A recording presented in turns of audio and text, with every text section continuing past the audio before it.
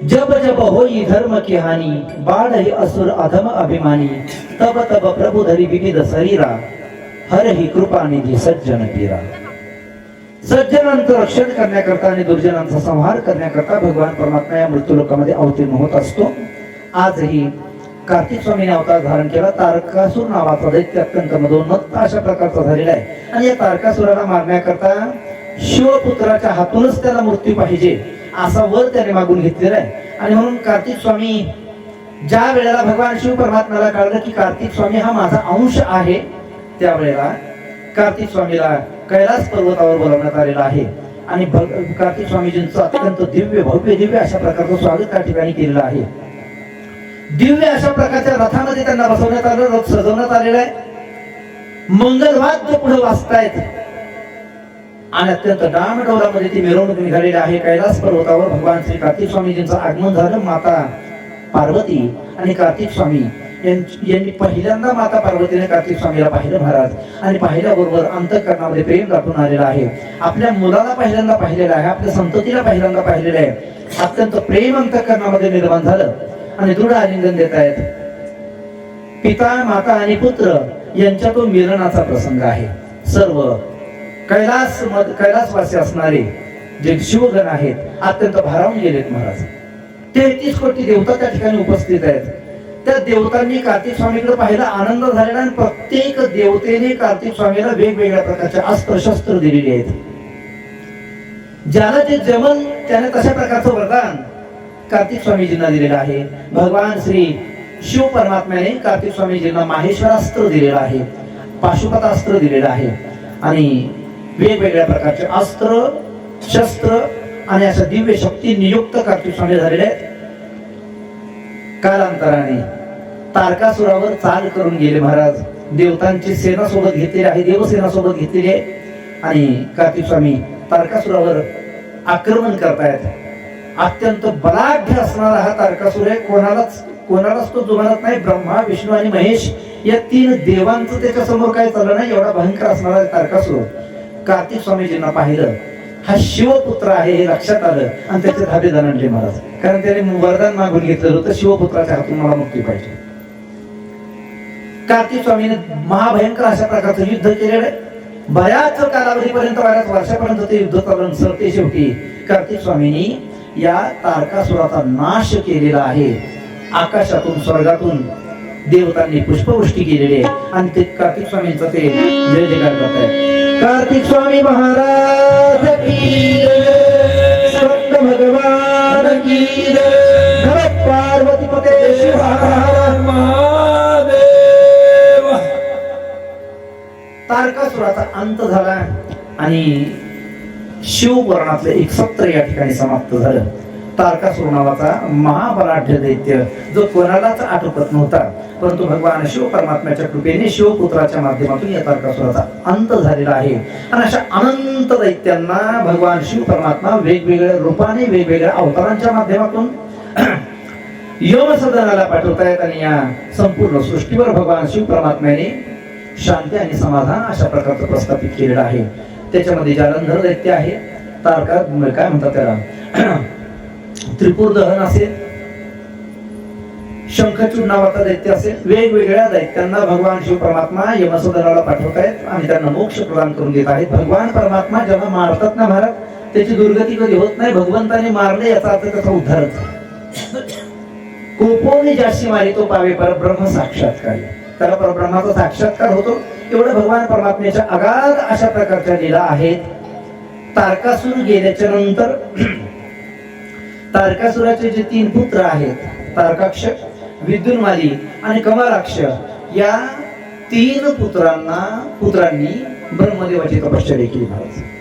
तारकाक्ष असेल, कमलाक्ष असेल, विद्युन्माली असेल, तिघांनी भगवान श्री ब्रह्मदेवाची तपश्चर्या केली आणि तपश्चर्याच्या माध्यमातून ब्रह्मदेव ज्यावेळेला प्रसन्न झालेले आहेत. वरंबरी म्हणतात, मागा काय पाहिजे असेल तर.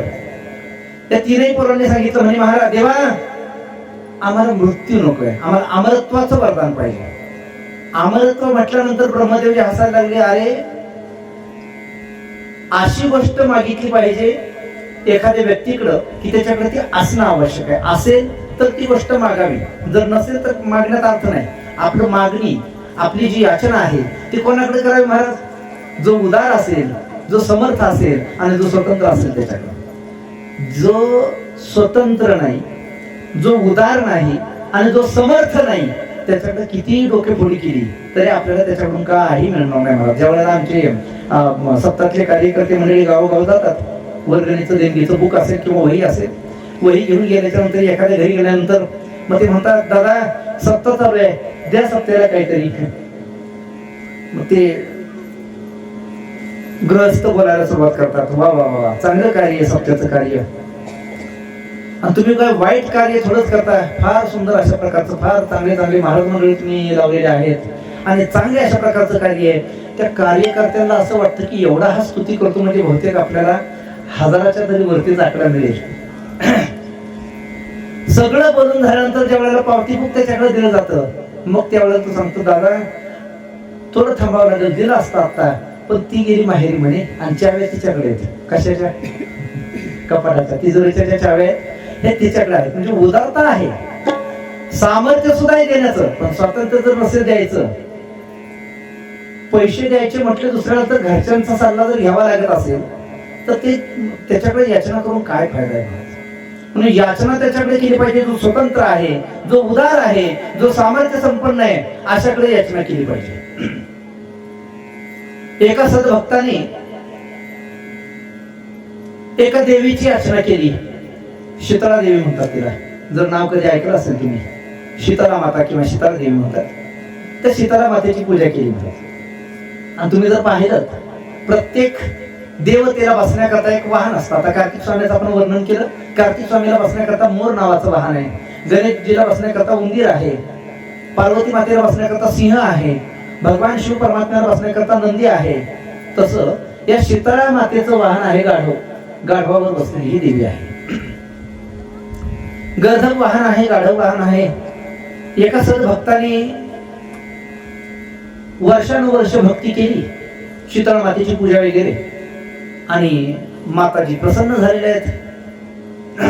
तिनं सांगितलं, मातेने प्रकट होऊन माता बोलायला लागली, म्हणे हे सद्भक्ता वरंगृही, बोल तुला काय पाहिजे ते, कारण माझी पूजा शक्यतो करणारे कमी आहेत आणि तू फार मनोभावाने माझी पूजा केलेली आहेस, काय पाहिजे असेल ते माग.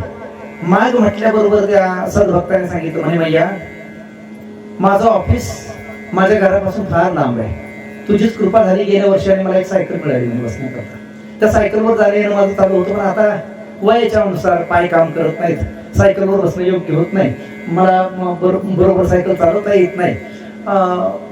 मैया जर तुझी कृपा असेल तरी एखादी गाडी मिळाली तर बरोबर, हिरो होंडा जर मिळाली तर बरोबर. ती माता हसायला लागली. तिने सांगितलं, बाळा माझ्याकडे बघून तरी मागणं मागायचंच कमी कमी. तुला जर मी हिरो होंडा देऊ शकले असते तर मी का गर्धक वाहन केलं असतं, मी का गाढवावर बसले असते. म्हणजे मागत असताना सामर्थ्य, स्वातंत्र्य आणि औदार्य या 3 गोष्टींचं चिंतन केलं पाहिजे, विचार केला पाहिजे. आणि काय मागावं हे कळलं पाहिजे. मला कोणाच्या जवळ गेल्यानंतर काय मागितलं पाहिजे याची अक्कल पाहिजे. नाही तर देवाच्या समोर गेल्याच्या नंतर संसारातल्याच मागण्या जर मागत राहिला, संसारातल्या मागण्या प्रयत्नाने आणि प्रारब्धाने प्राप्त होत असतात. भगवंताच्या जवळ गेल्यानंतर अध्यात्मातली मागणी मागावी, काय मी उद्धार पावेन, काय कृपा करेल नारायण, असे तुम्ही सांगा संत जन करा समाधान चित्त माझे. देवाकडे गेल्यानंतर काय मागावं हेही कळलं पाहिजे महाराज. एका सद्भक्ताने भगवंताची आराधना केली, भक्ती केली आणि बऱ्याच वर्षांच्या नंतर भगवान परमात्मा अचानक प्रकट झाले समोर. समोर भगवंत प्रकट झाल्याबरोबर भगवंताने त्याला सांगितलं, अरे बरं मुली माग का पाहिजे असेल तर. त्या सद्भक्तानं डोकं खाजवायला सुरुवात केली, काय मागावं त्याला अचानक काही कळेना. अचानकच भगवान परमात्मा प्रसन्न झाले तर माग म्हणतात त्याला काही कळेना. त्याने सांगितलं, देवा थोडं थांबता का 5 मिनिटं. म्हणजे मला काय लक्षात आहे ना तुम्हाला काय मागावं ते. घरी जातो आणि म्हणे तिला विचारून येतो काय पाहिजे असेल तर. भगवंताने सांगितलं, जा म्हणजे लवकर जाऊन ये.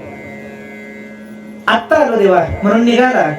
जात असताना परमात्म्याने आणखीन एक सूचना दिली त्याला, की हे सद्ग्रहस्था लक्षात ठेव म्हणे, तुला फक्त 3 चान्स आहेत मागण्याकरता, 3 संधी तुझ्याकडे आहेत. 4थ्या वेळेला जर हात पसरायला लागला तर तुला काय मिळणार नाही. 3 वेळामध्ये तुला काय मागून घ्यायचं असं मागून घे. हो देवा आत्ता जातो आणि येतो म्हणे. गेला महाराज घरी. घरी गेल्यानंतर पत्नी होती घरामध्ये, आरशाच्या समोर उभी होती, तिचा मेकअप चाललेला होता. हा गेला जवळ आणि गेल्यानंतर बोलायला लागला, अगं म्हणे पटकन बोल म्हणे, तुला काय पाहिजे का, तुला काय पाहिजे का. हिनं विचार केला, अरे दिवाळीला, संक्रांतीला, आमच्या कोणत्याही वेगवेगळ्या सणांच्या वेळेला यांना मागं लागावं लागते, एखादी साडी आणा किंवा काहीतरी भेट वस्तू आणा म्हणून, लग्नाच्या वाढदिवसाला काहीतरी म्हणावं लागतं आणा आणावा म्हणून. परंतु आज स्वतःहून काय पाहिजे का म्हणतायत. त्याने सांगितलं, हे पहा माझ्याकडे जास्त वेळ नाही, पटकन बोल तुला काय पाहिजे का. मला भगवंत प्रसन्न झालेले, देवाला मी 5 मिनिटं थांबवलेलं आहे तुझ्याकरता, बोल बोल बोल काय पाहिजे असेल तर. तिनं सांगितलं, खरंच परमात्मा प्रसन्न आहेत. हो खरंच प्रसन्न आहेत. खरंच तुम्हाला काही देणार नाही. हो खरंच देणार आहेत. मग एक मागा म्हणे माझ्याकरता. काय, लक्ष नाही का. तिने आरशामध्ये बघितलं, तिचं नाक असं बसकं होतं, थोडस नकट नाक होतं. तिनं आरशामध्ये पाहून ती बोलायला लागली, म्हणे मालक एक करा म्हणे, जा म्हणे देवाकडे लवकर, आणि भगवंत खरं जर तुम्हाला देणार असतील तर देवाला मागून घ्या की माझ्या बायकोचं नाक लांब करू म्हणे, जा हेच मागा म्हणे, बायकोचं नाक लांब करून दे. हा धावत गेला, आलो देवा, हा माग म्हणे. त्याने सांगितलं, हा आठवले मला, माझ्या पत्नीचं नाक थोडस नकटंय म्हणे, लांब करून दे. लांब नाक करून दे म्हटल्यानंतर भगवंताने सांगितलं, विचार करून मागतोयस म्हणे. हो विचार करून मागतोय, काय हरकत नाही, कोई बात नाही, तथास्तु.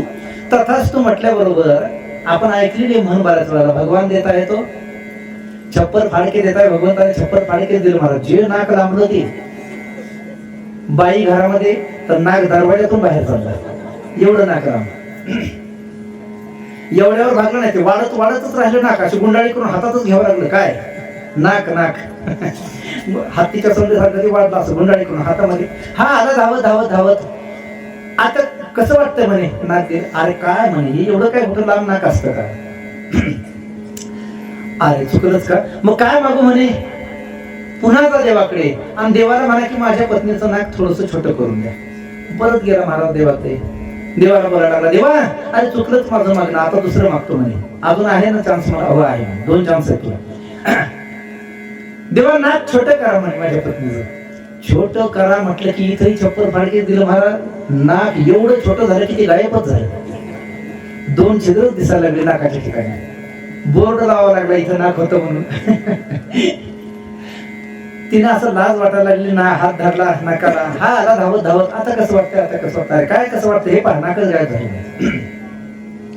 अरे बापरे, मग आता काय करू. परत जा देवाकडे आणि देवाला म्हणा माझ्या बायकोचं नाक जसं होतं तसं करून दे म्हणा. हा पुन्हा गेला आणि जसं होतं तसं करून नाक मागितलं. मला सांगा काय अर्थ आहे या मागण्यामध्ये. कहा गया तो कहा नाही, क्या लाया तो कुछ नाही, अशी अवस्था जर असेल तर हे मागणं काय कामाचं. म्हणून संत महात्म्यांनी ठिकठिकाणी आपल्याला मार्गदर्शन केलेले. देवाकडे गेल्यानंतर काय मागितलं पाहिजे हे संतांनी ठिकठिकाणी मार्गदर्शित करून ठेवलेले, आपल्याला त्याचं दिग्दर्शन करून ठेवलेलं आहे. देवाकडे गेल्यानंतर हेच मागा महाराज. काय देवा, हा जो न देह मनुष्य जन्म तुझ्या कृपेने प्राप्त झाला ना, या देहामध्ये आल्याच्या नंतर ज्या गोष्टीचं सतत आठव पाहिजे ते म्हणजे तुझं नाव.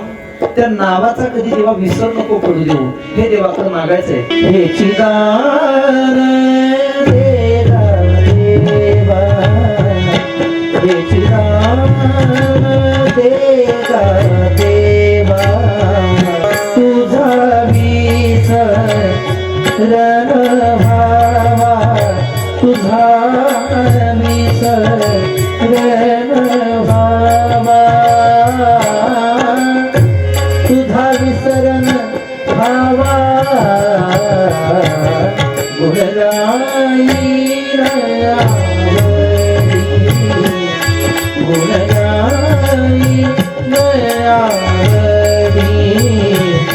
गुणगाई नयावरी. हे चिदान देगा देवा, तुझा विसर न व्हावा. हे परमात्मा तुमचा विसर नाही पडला पाहिजे. भगवंताला मागत असताना अशा प्रकारचं मागणं भगवंताला मागितलं पाहिजे. या तारकाक्ष, विद्युन्माली आणि कमलाक्ष यांनी भगवान ब्रह्मदेवाला सांगितलं, म्हणे देवा आम्हाला मृत्यू नको, आम्हाला अमरत्वाचं दान पाहिजे. ब्रह्मदेवाला सांगितलं, अरे माझ्याकडे पाहून तरी मागायचं कमीत कमी, माझ्याकडे पहा ना. सहस्त्र युग पर्यंत महत यत् ब्रह्मणो विदो, रात्री युग सहस्रांतां तेहो रात्र विदो जनः. मला आयुष्याची मर्यादा मोठी असेल पण मलाही जावं लागतं. ब्रह्मदेवाने सांगितलं मलाही जावं लागतं, मलाही मारावं लागतं. आयुष्य मोठं आहे माझं. सहज 1000 वर्षांचा एक दिवस आहे आणि 1000 वर्षांची एक रात्र आहे. अशा अनंत युगांचं आयुष्य माझ्याकडे जरी असलं तरी एक ना एक दिवस माझा निश्चित ठरलेला आहे. आया है सो जाएगा, राजा रंक फकीर, एक सिंहासन चढ चढे, एक बंदी जंजीर. जो आलेला आहे त्याला नक्कीच जावं लागतं. तुम्हाला अमरत्व वरदान देऊन काय करू नये, माझ्या हातात ते नाहीये. कारण तुम्ही मृत्यू लोकामध्ये जन्माला आलेले आहेत आणि मृत्यू लोकामध्ये जन्माला आला याचा अर्थ असा आहे की एक ना एक दिवस तुम्हाला नक्की जावं लागणार आहे. साथ देती नहीं किसी का, साथ देती नहीं किसी का, क्या भरोसा है इस जिंदगी का, तो क्या भरोसा है इस जिंदगी का, क्या भरोसा है इस जिंदगी का. या जीवनाचा एका क्षणाचा भरोसा नाही दादा. आणि तुम्हाला अमरत्व पाहिजे, अमरत्व मीच देण्याकरता असमर्थ आहे. मलाच जर मारावं लागतं तुम्हाला अमरत्व मी कुठून देणार.